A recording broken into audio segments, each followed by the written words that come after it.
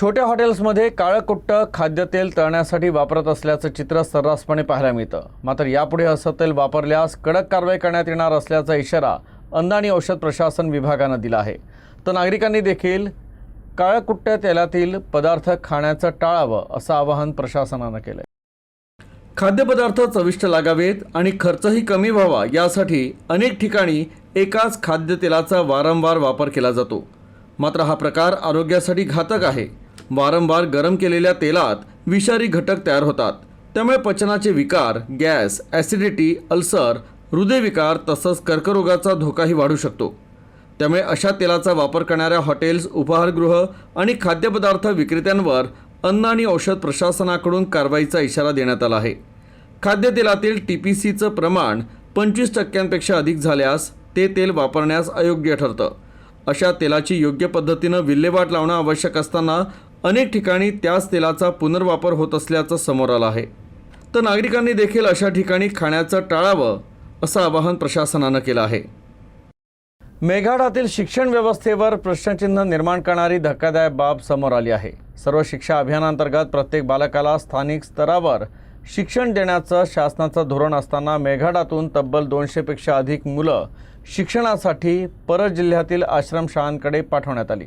यामागे काय हेतू आहे, त्याचबरोबर स्थानिक शाळांमधील सुविधा, शिक्षकांची उपलब्धता आणि शिक्षणाचा दर्जा असे अनेक प्रश्न उपस्थित होत आहे। तर मुलांबाबत कमी जास्त झाल्यास कोण जबाबदार असाही प्रश्न उपस्थित होत आहे। मेळघाटातून 4 ट्रॅव्हल्स बसमधून 200पेक्षा अधिक मुलं आश्रमशाळांमध्ये शिक्षणासाठी रवाना झाली। सुजाण नागरिकांनी चौकशी केली असता मुलांनी आश्रमशाळेत शिकण्यासाठी जात असल्याचं सांगितलं, मात्र शाळेचं नाव स्पष्टपणे त्यांना सांगता आलं नाही। मेळघाटमधील या मुलांना वर्धा जिल्ह्यातील उखळी चंदेवाडी येथील श्री कृष्णाजी मते अनुदानित आश्रमशाळेत नेत असल्याचं समोर आलं आहे। अनेक वर्षापासून मेळघाटातील अनेक विद्यार्थ्यांना अशा पद्धतीनं नेलं जात असल्याची ही माहिती समोर आली आहे। मात्र या पार्श्वभूमीवर स्थानिक शाळांमधील शिक्षण व्यवस्था, विद्यार्थ्यांच्या सुरक्षिततेची जबाबदारी आणि परवानगी प्रक्रियेबाबत प्रशासनानं स्पष्टीकरण देण्याची गरज व्यक्त केली जात आहे। एकूणच हा प्रकार मेळघाटातील शिक्षण व्यवस्थेवर प्रश्नचिन्ह निर्माण करणारी धक्कादायक बाब आहे। उन्हाळ्याच्या दीर्घ सुट्टीनंतर मंगळवारी राज्यभरातील शाळांची घंटा पुन्हा एकदा वाजली। नव्या शैक्षणिक वर्षाची उत्साहानं विदर्भात सुरुवात झाली। कुठे विद्यार्थ्यांवर गुलाब पुष्पांचा वर्षाव करण्यात आला, तर कुठे ढोल ताशांच्या गजरात त्यांचं जल्लोषात स्वागत करण्यात आलं। शाळेच्या पहिल्याच दिवशी नव्या वर्गाचा, नव्या मित्रांचा आणि नव्या स्वप्नांचा आनंद लहान मुलांच्या चेहऱ्यावर झळकत होता। अमरावती जिल्ह्यातही शाळांनी विद्यार्थ्यांच्या स्वागतासाठी अनोखे उपक्रम राबवले। पाहुयात एक खास रिपोर्ट। उन्हाळ्याची मोठी सुट्टी संपल्यानंतर आजपासून राज्यभरातील शाळा पुन्हा विद्यार्थ्यांच्या किलबिलाटाने गजबजून गेल्या। नव्या इयत्तेची, नव्या शिक्षकांची आणि नव्या वातावरणाची उत्सुकता विद्यार्थ्यांमध्ये पाहायला मिळाली। पहिल्यांदाच शाळेत येणाऱ्या अनेक चिमुकल्यांनी पालकांचा हात सोडताना अश्रूंना वाट मोकळी करून दिली, तर माध्यमिक शाळेतील विद्यार्थी मात्र उत्साहानं शाळेत दाखल झाले। दीर्घ सुट्टीनंतर मित्रमैत्रिणींची पुन्हा भेट झाल्यानं विद्यार्थ्यांच्या चेहऱ्यावर आनंद ओसंडून वाहत होता। हा आनंद अधिक संस्मरणीय व्हावा यासाठी अमरावती जिल्ह्यातील बहुतांश शाळांनी विद्यार्थ्यांचे गुलाब पुष्प देऊन ढोल ताशाच्या गजरात आणि विविध सांस्कृतिक उपक्रमांच्या माध्यमातून उत्स्फूर्त स्वागत केलं। शाळेचा पहिला दिवस विद्यार्थ्यांच्या कायम स्मरणात राहावा आणि शाळा ही दुसरे घर असल्याची भावना त्यांच्या मनात निर्माण व्हावी या उद्देशानं प्रत्येक शाळेनं आपल्या पद्धतीने स्वागताचा अनोखा उपक्रम राबवला। अमरावती जिल्ह्यात एकूण 2781 शाळा असून आजपासून या सर्व शाळांमध्ये पुन्हा एकदा विद्यार्थ्यांच्या हस्यांचा, गप्पांचा आणि ज्ञानार्जनाचा नवा प्रवास सुरू झाला आहे। VCR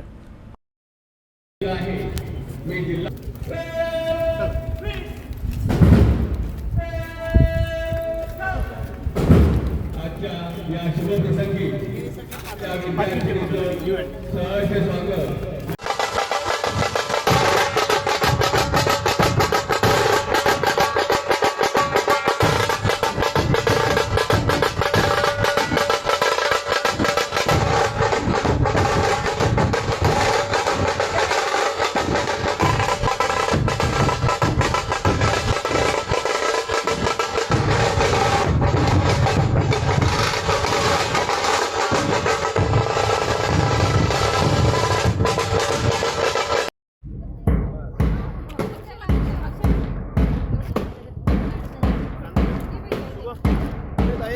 मॅडम इकडे बघा, त्या साईडला हा म्हणजे इथे पण करा ना अक्षर. हो हो हो.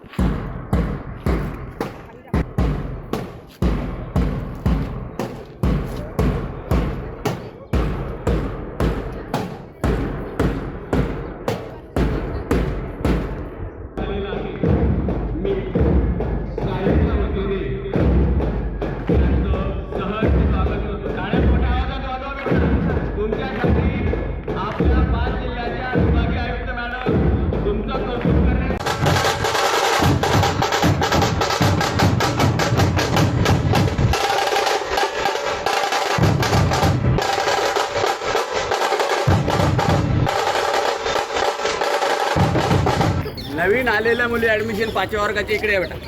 5व्या वर्गाच्या इथे फक्त 5वा वर्ग इथे या. 5वा वर्ग इथे या.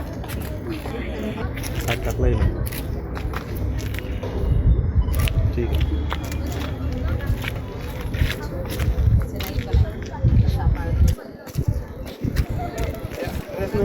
एका बाजूला नव्या शैक्षणिक वर्षाच्या पहिल्या दिवशी विद्यार्थ्यांचं उत्साहात स्वागत करण्यात आलं, मात्र दुसऱ्या बाजूला अमरावती शहरातील इरविन चौक परिसरात वाहतूक व्यवस्थेचा बोजवारा उडाला. होली क्रॉस शाळेजवळ वाहतूक नियंत्रणासाठी कर्मचारीच अनुपस्थित होते, त्यामुळे विद्यार्थी, पालक आणि वाहन चालकांना मोठ्या गैरसोयीचा सामना करावा लागला. नव्या शैक्षणिक वर्षाच्या पहिल्याच दिवशी अमरावतीतील इरविन चौक येथील होली क्रॉस शाळेजवळ वाहतूक व्यवस्थेतील हलगर्जीपणा समोर आला. शाळा सुरू होण्याच्या सकाळच्या गर्दीच्या वेळेत नेहमीप्रमाणे वाहतूक नियंत्रणासाठी कर्मचारी उपस्थित नसल्यानं परिसरात मोठ्या प्रमाणात वाहतूक कोंडी झाली. विद्यार्थ्यांना शाळेत सोडण्यासाठी आलेले पालक, शाळेच्या बसेस तसेच इतर वाहनांची मोठी गर्दी झाल्यानं काही काळ वाहतूक विस्कळीत झाली. परिणामी विद्यार्थी, पालक आणि वाहन चालकांना मनस्ताप सहन करावा लागला. शाळा सुरू होण्याच्या आणि सुटण्याच्या वेळेत या परिसरात नेहमीच मोठी वाहतूक असते, त्यामुळं विद्यार्थ्यांच्या सुरक्षिततेच्या दृष्टीनं वाहतूक पोलीस किंवा वाहतूक कर्मचाऱ्यांची उपस्थिती अत्यावश्यक मानली जाते. मात्र पहिल्याच दिवशी कर्मचारी अनुपस्थित असल्यानं नागरिकांनी नाराजी व्यक्त केली. शाळेच्या वेळेत नियमितपणे वाहतूक कर्मचारी नियुक्त करून विद्यार्थ्यांची सुरक्षितता सुनिश्चित करावी आणि भविष्यात अशा प्रकारची परिस्थिती निर्माण होऊ नये अशी मागणी स्थानिक नागरिक आणि पालकांकडून करण्यात येत आहे. लखनौ अग्निकांडानंतर खासगी शिकवण्यांमधील फायर युनिटचा मुद्दा ऐरणीवर आला आहे. याच पार्श्वभूमीवर अमरावतीतील खासगी शिकवणी संचालकांनी महापौरांची भेट घेऊन फायर सेफ्टीच्या नियमांबाबत येणाऱ्या अडचणी मांडल्या. यावर सकारात्मक तोडगा काढण्याचं आश्वासन महापौरांनी दिलं. लखनौमध्ये खासगी शिकवणी केंद्रात लागलेल्या आगीच्या दुर्घटनेनंतर देशभरातील कोचिंग क्लासेसमध्ये अग्निसुरक्षा उपाययोजनांवर भर देण्यात येत आहे.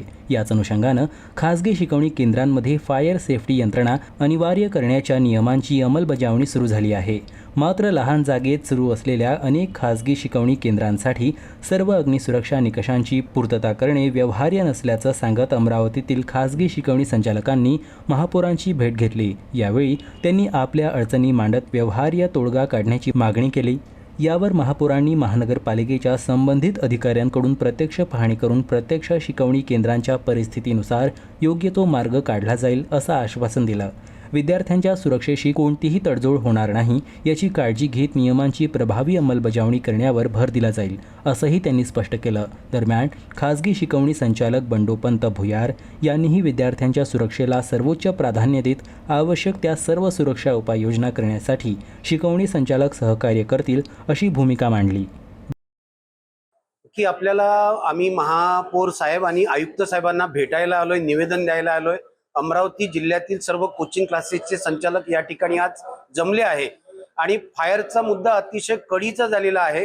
परंतु महापौर साहेबांनी आमचे सगळे म्हणणे ऐकून घेतले आणि त्याच्यातून मध्यम मार्ग कसा काढायचा, सगळ्यात महत्वाची म्हणजे फायर ऑडिट करणं सगळ्या कोचिंग क्लासेस संचालकांना शक्य नाही आहे.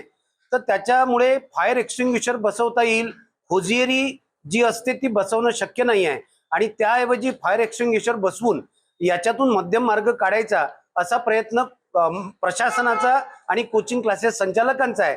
आज आमची बैठक आदरणीय महापौर साहेबांबरोबर अतिशय यशस्वीपणे पार पडलेली आहे. त्यांनी आमचे म्हणणे ऐकून घेतलेले आहे आणि आम्ही त्यांना सहकार्य करण्याच्या भूमिकेमध्ये आहोत आणि पुढील काळामध्ये ज्यांच्याकडे फायर एक्सटिंग्विशर नसेल त्यांच्याकडे आम्ही फायर एक्सटिंग्विशर बसून घेऊ. फक्त जी मोठी महागडी होजियरी असते, ज्याला 2.5-3 लाख रुपये 4 लाख रुपये खर्च असतो, तो सर्वच कोचिंग क्लासेस संचालकांना परवडत नाही आणि ते करणं शक्य नाही आहे. ते ज्यांच्या बिल्डिंग 5-6 मजलीपेक्षा जास्त आहे त्यांनाच एवढा खर्चिक करणं शक्य असतं आणि म्हणून या सगळ्या गोष्टी आमच्या महापौरांनी ऐकल्या आणि त्याच्यातनं आम्ही सगळे कोचिंग क्लासेस संचालक फायर एक्सटिंग्विशर बसून होजियरी न बसवता त्याला आम्ही तयार आहोत. महानगरपालिकेने काही कोचिंग क्लासेसला नोटिसेस दिलेल्या आहे, बैठक बोलावलेली आहे, परंतु सगळ्याच क्लासेस संचालकांची यादी किंवा नावे महानगरपालिके नसल्यामुळे काही लोकांना दिलंय. पण वस्तुस्थिती अशी आहे की लखनौमध्ये जी आग लागली आहे ते मुळात कोचिंग क्लासेसच नव्हते. तिथे ॲनिमेशन सेंटर होते, तिथे व्हिडिओ गेमिंग सेंटर होते, परंतु गेल्या 8-10 दिवसापासून संपूर्ण राज्यभर कोचिंग क्लासला आग लागली लखनौ येथील. पण तिथल्या पोलीस विभागानेच ही गोष्ट क्लिअर केली आहे की तिथे कोचिंग क्लासेस नव्हतं, व्हिडिओ गेमिंग सेंटर होतं, ॲनिमेशन सेंटर होतं आणि म्हणून उगाच गेल्या 10-15 दिवसापासून कोचिंग क्लासेस संचालकांना मनस्ताप सहन करावा लागतोय, त्यांना त्या गोष्टीचा त्रास होतो आहे. आम्हाला विद्यार्थ्याचा जीव अतिशय महत्वाचा आहे, विद्यार्थी आमच्यासाठी अतिशय महत्वाचे आहे, म्हणून विद्यार्थ्यांना कुठल्याही प्रकारची इजा होणार नाही त्याच्या सगळे कोचिंग क्लासेस संचालक बारकाईनं जबाबदारीने यापुढे भविष्यात काळजी घेतील. जेवढ्या काही उपाययोजना करता येईल विद्यार्थ्याच्या जीवासाठी तेवढ्या आम्ही करायला तयार आहोत. अमरावती जिल्ह्यातील चांदूर बाजार तालुक्यात रविवारी रात्री झालेल्या मुसळधार पावसानं जनजीवन अक्षरशः विस्कळीत झालं. शिरसगाव कसबा इथं अवघ्या 2 तासाच्या पावसात रस्ते जलमय झाले, नदी नाल्यांना पूर आला, तर दुकानं आणि अंगणवाडीत पाणी शिरलं, तर अनेक तास वीज पुरवठा खंडित होता. प्रशासनाच्या अनुपस्थितीवर नागरिकांनी तीव्र नाराजी व्यक्त केली. अमरावती जिल्ह्यातील चांदूर बाजार तालुक्यातील शिरसगाव कसबा इथे सोमवारी रात्री 8 वाजल्यापासून जवळपास 2 तास मुसळधार पाऊस कोसळला. या दमदार पावसामुळे संपूर्ण गावातील जनजीवन विस्कळीत झालं. सततच्या पावसामुळे मेघा नदीला मोठा पूर आला, तर गावातील अनेक सखल भागांमध्ये पाणी शिरलं. आठवडी बाजार परिसरातील अनेक दुकानांमध्ये पावसाचे पाणी घुसल्यानं व्यापाऱ्यांचं आर्थिक नुकसान झालं असून दुकानदारांची मोठी तारांबळ उडाली. मुसळधार पावसामुळे गावातील मुख्य रस्त्यांना अक्षरशः नदी नाल्यांचं स्वरूप प्राप्त झालं. ब्राह्मणवाडा थडी शिरसगाव मार्ग ते परतवाडा महामार्गावरील नाल्यांना पूर आल्यानं या मार्गावरील वाहतूक तब्बल 4 ते 5 तास दोन्ही बाजूंनी ठप्प झाली. त्यामुळं वाहन चालक आणि प्रवाशांना मोठा मनस्ताप सहन करावा लागला. दरम्यान शिरसगावच्या आठवडी बाजार परिसरातील अंगणवाडीतही पुराचे पाणी शिरल्यानं नुकसान झालं. रात्री 8 वाजल्यापासून गावाचा वीज पुरवठा पूर्णपणे खंडित झाला. त्यामुळे ग्रामस्थांना पूर्ण रात्र अंधारात काढावी लागली. याहून गंभीर बाब म्हणजे गावात आपत्ती सदृश्य परिस्थिती निर्माण होऊनही जिल्हा प्रशासनातील जबाबदार अधिकारी घटनास्थळी पोहोचले नसल्याचा आरोप ग्रामस्थांनी केला. नैसर्गिक संकटाच्या काळात प्रशासनानं गावकऱ्यांना वाऱ्यावर सोडल्याची भावना व्यक्त करत संतप्त नागरिकांनी तातडीनं मदत आणि प्रभावी उपाययोजनांची मागणी केली. अमरावती शहरात घातक शस्त्र बाळगून नागरिकांमध्ये दहशत पसरवणाऱ्यांविरोधात गुन्हे शाखेनं धडक कारवाई केली. भर रस्त्यात 2 चाकू घेऊन नागरिकांना धमकावणाऱ्या एका तरुणाला पोलिसांनी रंगेहात अटक केली, तर त्याच्याकडून घातक शस्त्र जप्त करण्यात आली. अमरावती शहरात कायदा व सुव्यवस्था बिघडवण्याचा प्रयत्न करणाऱ्यांविरोधात गुन्हे शाखेनं प्रभावी कारवाई करत प्रफुल्ल उर्फ दादू सागर वानखडे या तरुणाला अटक केली. गुप्त माहितीच्या आधारे गुन्हे शाखेच्या पथकानं लक्ष्मीनगर रोड परिसरात सापळा रचला. यावेळी आरोपी भर रस्त्यात हातात 2 लोखंडी चाकू घेऊन ये जा करणाऱ्या नागरिकांना धमकावत असल्याचं दिसलं. पोलिसांनी तत्काळ कारवाई करत त्याला ताब्यात घेतलं. झडती दरम्यान त्याच्याकडून 2 लोखंडी चाकू जप्त करण्यात आले. अमरावती शहर पोलीस आयुक्तांच्या मार्गदर्शनाखाली गुन्हे शाखेच्या पथकानं ही कारवाई यशस्वीपणे पार पाडली. शहरात दहशत निर्माण करणाऱ्या आणि घातक शस्त्रांचा बेकायदेशीर वापर करणाऱ्यांविरोधात अशाच प्रकारची कठोर कारवाई पुढेही सुरू राहणार असल्याचं पोलिसांनी स्पष्ट केलं. अमरावती शहरातील नागपुरी गेट परिसरात एका इसमावर दोघांनी प्राणघातक हल्ला करत जीवे मारण्याचा प्रयत्न केला होता. गुन्हे शाखा पोलिसांनी वेगानं तपास करत 2ही आरोपींना ताब्यात घेतलं. आरोपींपैकी एक जण अल्पवयीन आहे. अमरावती शहरातील नागपुरी गेट पोलीस ठाण्याअंतर्गत हत्येचा प्रयत्न करण्यात आला. या प्रकरणाचा गुन्हे शाखेच्या पथकानं अवघ्या काही तासात छडा लावला. या प्रकरणी 2 आरोपींना ताब्यात घेण्यात आलं आहे. त्यापैकी एक आरोपी हा अल्पवयीन आहे. अलीमनगर परिसरात एका तरुणावर जीवघेणा चाकू हल्ला करण्यात आला. गुप्त माहितीच्या आधारे मुख्य आरोपी शेख शहबाज उर्फ छबई शेख हनी याला अटक करण्यात आली, तर विधी संघर्षग्रस्त बालकाला ताब्यात घेण्यात आलं. 2ही आरोपींना पुढील कायदेशीर कारवाई करता नागपुरी गेट पोलिसांच्या स्वाधीन करण्यात आलं. तर या जलद कारवाईमुळं अमरावती शहर पोलिसांचं कौतुक केलं जात आहे.